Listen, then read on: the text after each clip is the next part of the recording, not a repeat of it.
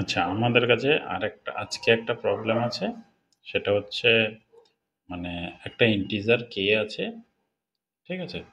আর এ কে বলে দেওয়া আছে মানে cos k π/7 R i sin k π/7, যেখানে আইটা কমপ্লেক্স নাম্বার। তাহলে এই এক্সপ্রেশনের ভ্যালু বার করতে হবে।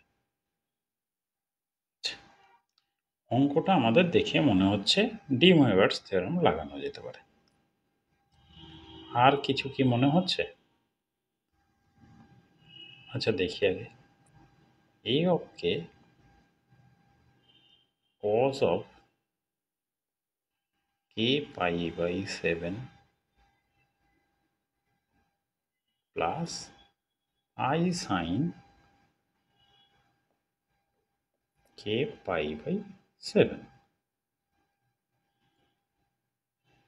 তো খুব ভালো করে দেখি, k π/7 আছে, এইটা যদি আমি 2k π আমি করতে পারি, তাহলে আমি একটা কিসের গন্ধ পাচ্ছি? পলিগনের গন্ধ পাচ্ছি না? তাহলে অঙ্কটা আমাদের কাছে বেসিক্যালি ডি ময়েভার্স থিওরেমের অঙ্ক না, আমার এটা পলিগনের সমস্যা।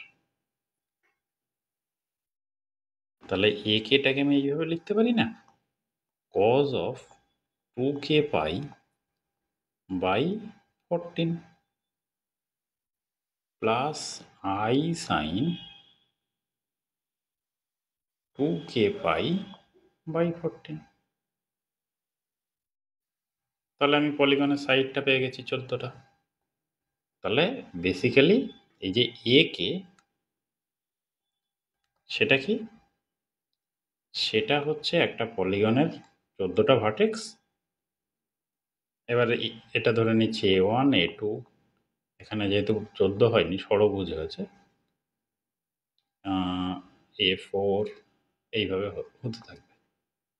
কে এর ভ্যালুর জন্য মানগুলো বসাতে থাকবে, ঠিক আছে?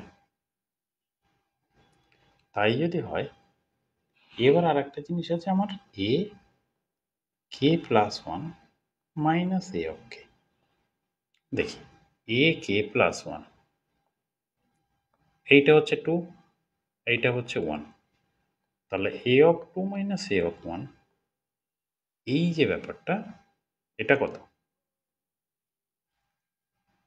এটা পলিগনের একটা লেন্থ না?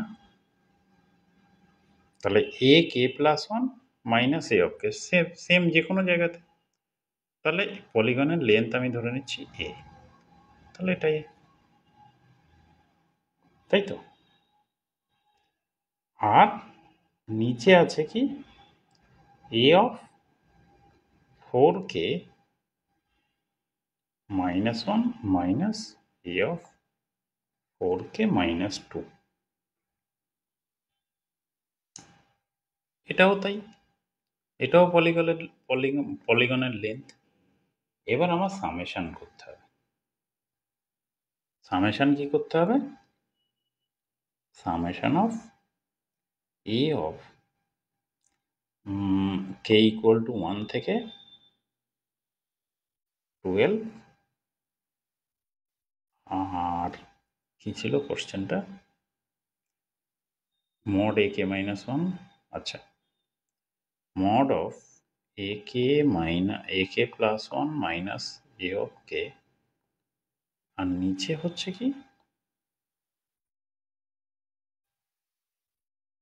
Summation of K equal to 1 to 3 A of 4k minus 1 minus A of 4k minus 2। তো আমার এটা এসছে summation of K equal to 1 to 12, এটা হচ্ছে এ, আর নিচে হচ্ছে